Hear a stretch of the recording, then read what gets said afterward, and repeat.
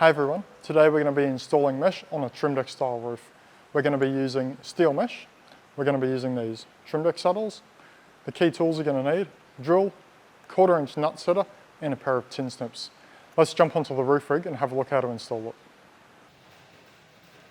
First, we're going to roll out the mesh. That's going to give us a nice flat section of mesh to work with. Then we're going to start on the gutter side, and we're going to start by putting the gutter trims on.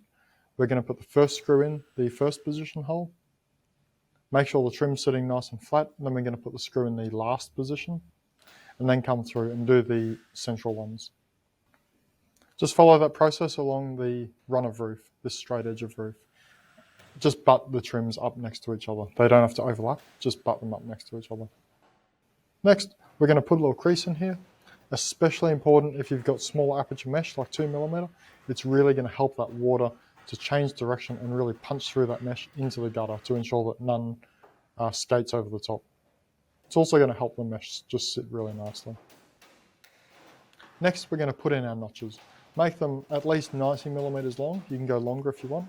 And the small side of the V should be about 25mm, and the wide side about 50 to 55mm.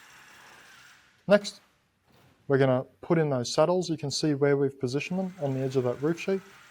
And you can also see there, we're putting in that secondary screw to hold that top side of mesh on the top of the roof rig.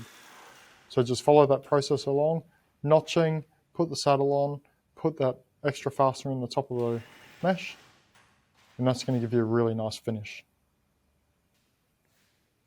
And that's how you do a Trimdek installation using steel mesh with the saddles. It's a really neat finish, and this is what it's going to look like in the end.